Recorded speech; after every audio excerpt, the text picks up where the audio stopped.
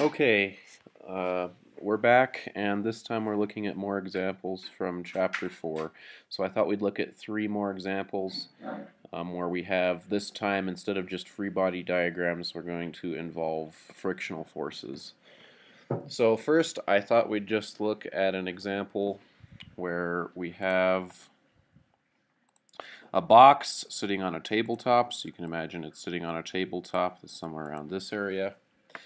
This box weighs 10 kilograms. I've drawn all the forces that we're considering. So we've got gravity, the force the table's pushing back up on the box with.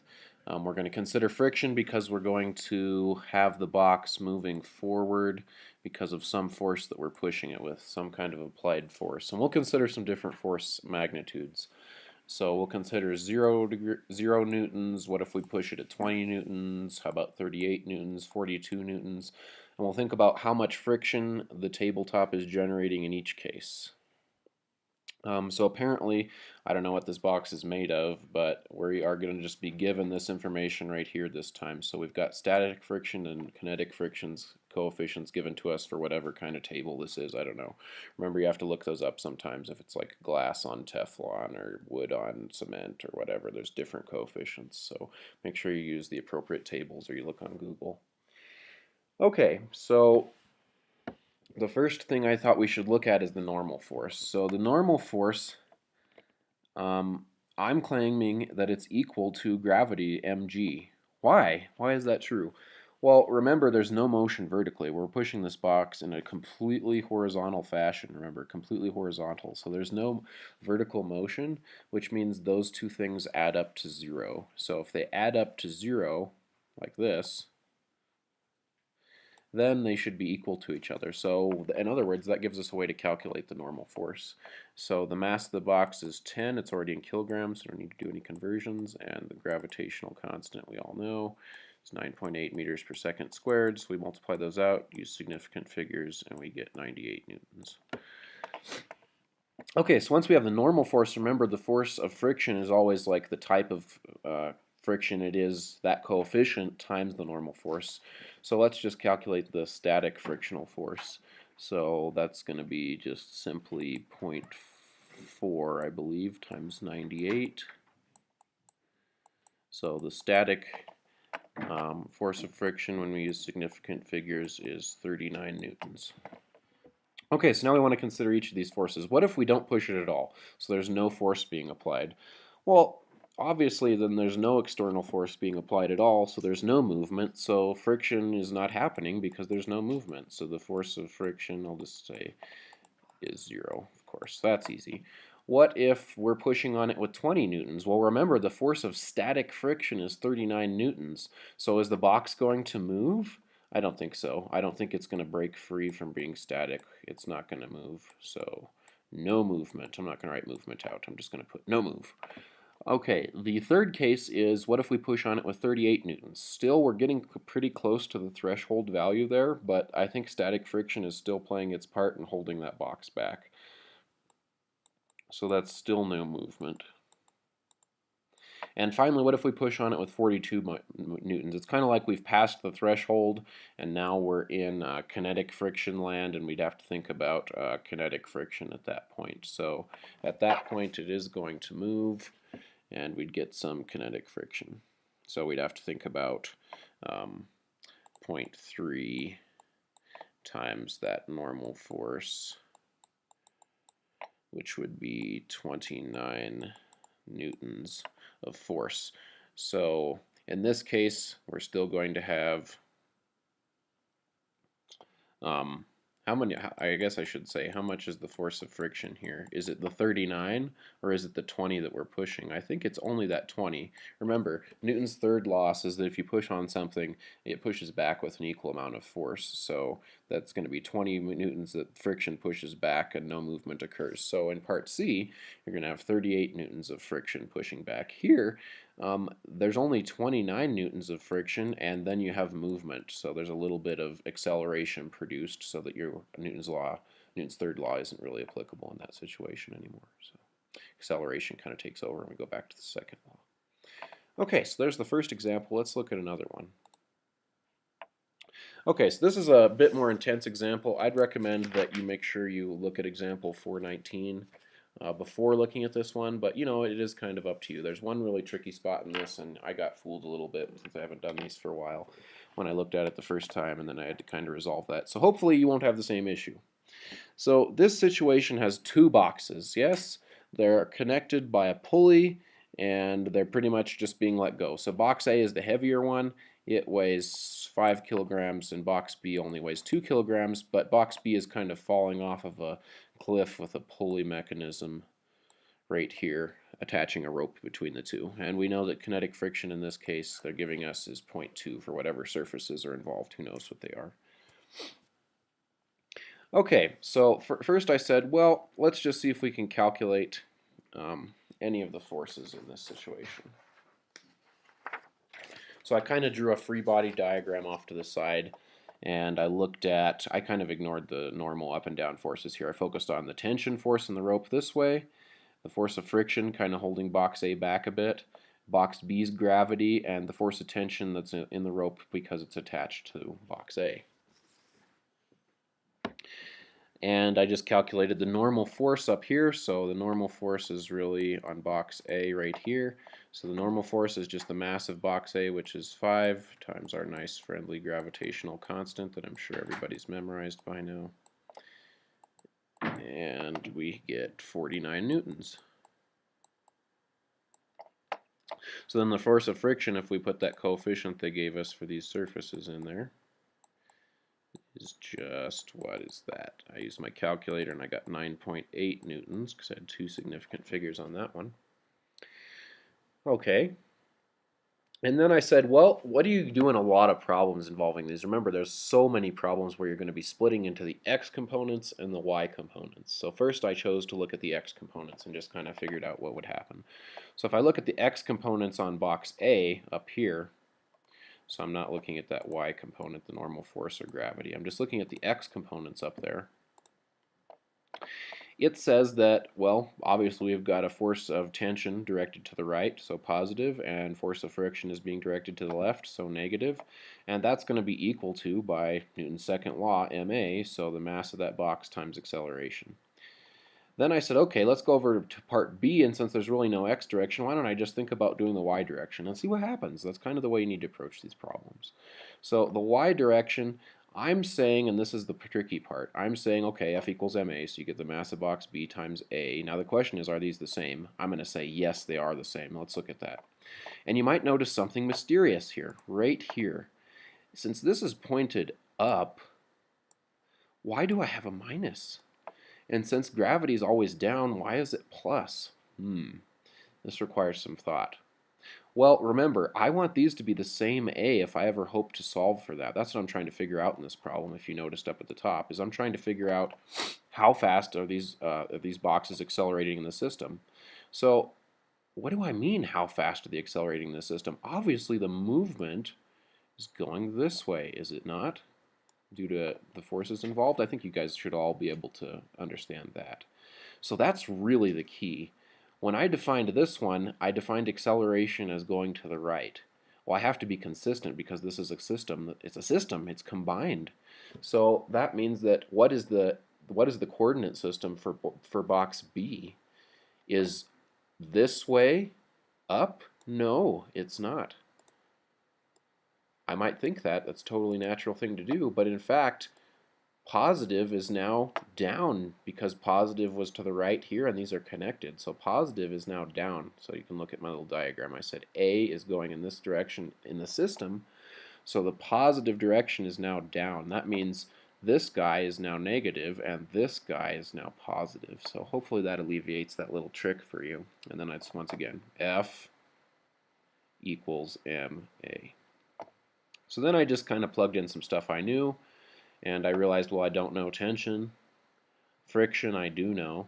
I can plug that in. That's that 9.8 number we had right up here. So I just added that to the other side. The mass of box A I know, but I don't know the acceleration. This is the real goal I'm looking for, right? So I've got two variables there. Then I looked at my second equation, and I said, well, I don't know tension again. I do know MB, and I don't know A. So we're going to plug in here. So we got two equations with two unknowns. The two unknowns are A and Ft. So you can see A or A, Ft. And over here, if we plug in, let's see what happens. We get the mass of box B was 2. Gravity is 9.8 once again.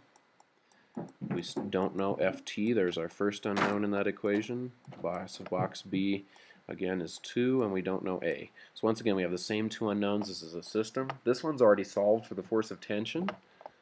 So I think I can just grab this whole chunk and plop it in for the force of tension and solve. So I'll do that down here. So I go 2 times 9.8 minus, and now I'll use some parentheses and put in 5a plus 9.8 equals 2a, and now we've got one unknown a, so we solve for that. So you simplify. I'm sure you guys can all do this. So this is probably, oops, a little bit boring, but we'll finish. So we get 19.6 minus 5a minus 9.8 equals 2a. Combine like terms, so you get 7a. 19.6 minus 9.8 is 9.8. So that's equal to 7a. So a is 9.8 divided by 7. I don't think we had any units here. You might want to go back and look at your problem to make sure your units aren't, there's nothing fishy, but I think we had basically the standard units: kilograms, newtons, meters per second squared, and all those parts, so we don't have any issues. So I think our answer is A equals 1.4 meters per second squared. Don't underestimate that. You always have to go back and think about your problem real quick to make sure you were in standard units, standard SI units for all those quantities involved. Otherwise, you've got to do like the book and plug them in everywhere, which I find a little messy. Anyway, that's the acceleration. If we wanted the force of tension, we just stick it right here, and we'd have that real quick. Okay, so let's look at one final example in this video.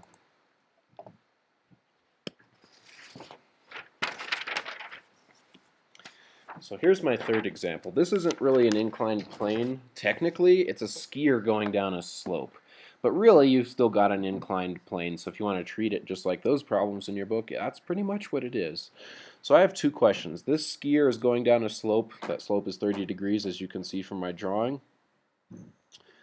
And my first question is, what's the skier's acceleration? Okay, easy enough. And then I want to know what's the velocity after 4 seconds. So first we're going to try to find the acceleration.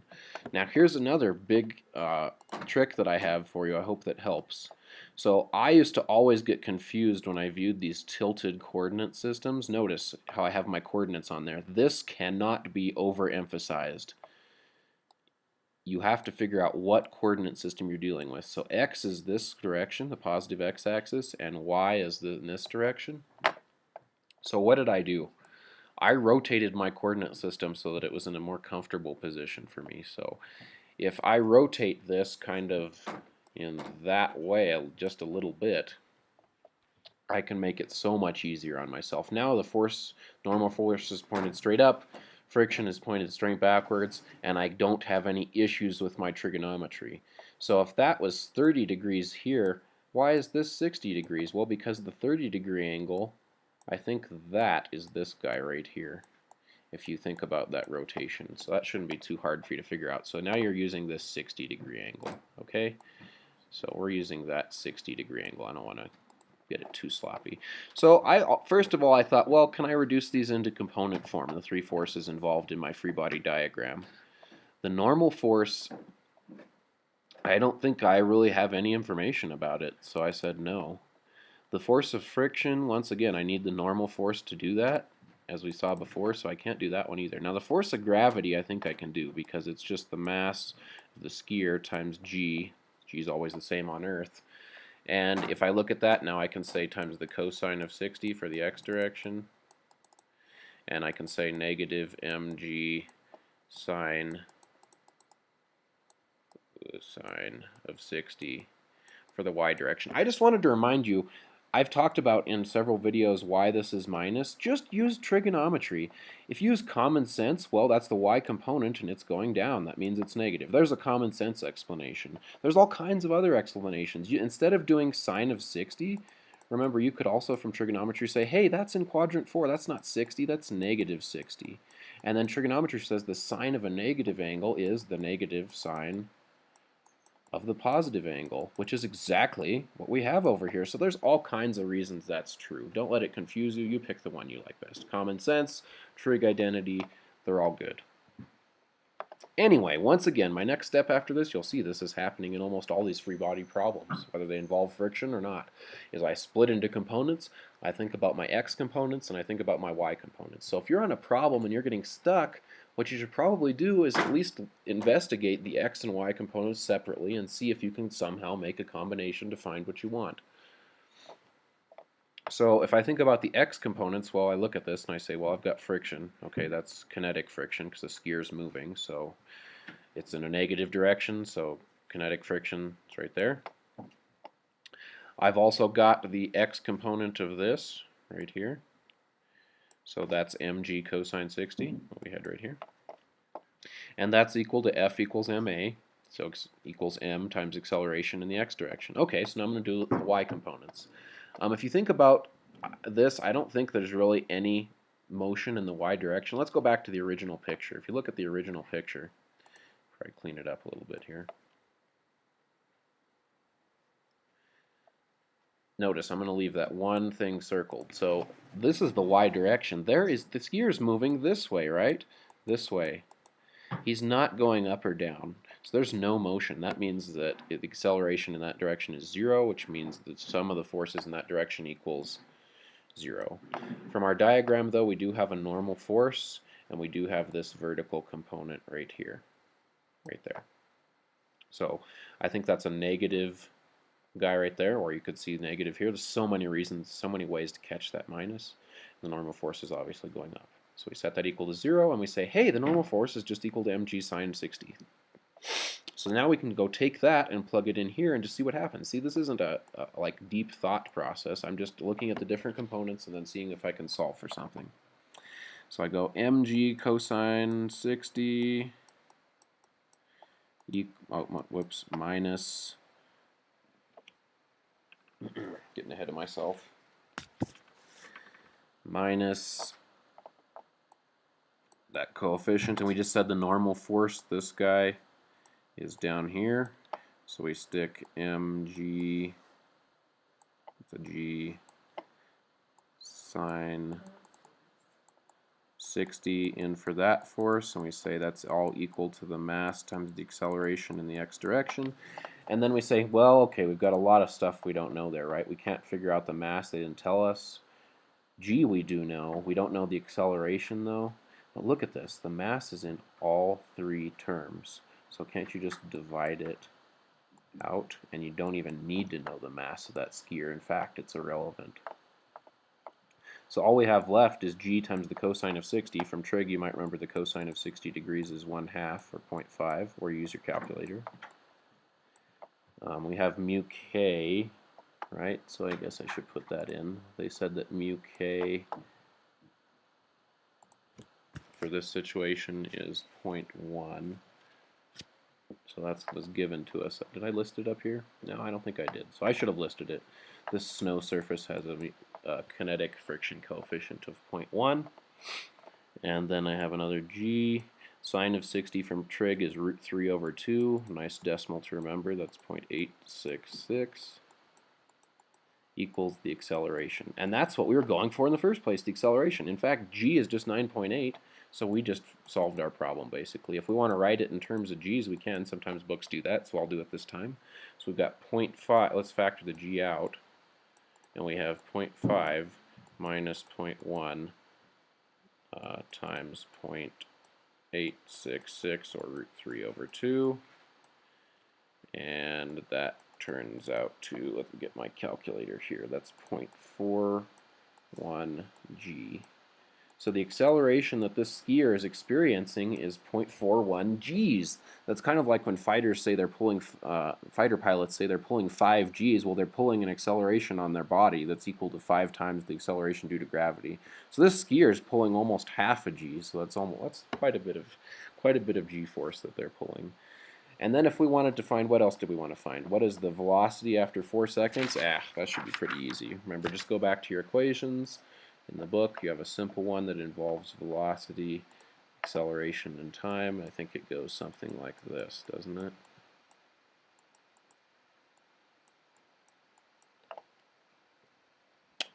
We're going to say this skier has just started descending down the slope, so that means that their initial velocity is 0. So they're just going to have plus 0.41 G. If we want to put in 9.8 to get kind of a nicer number, we can. And then the time they said was 4 seconds.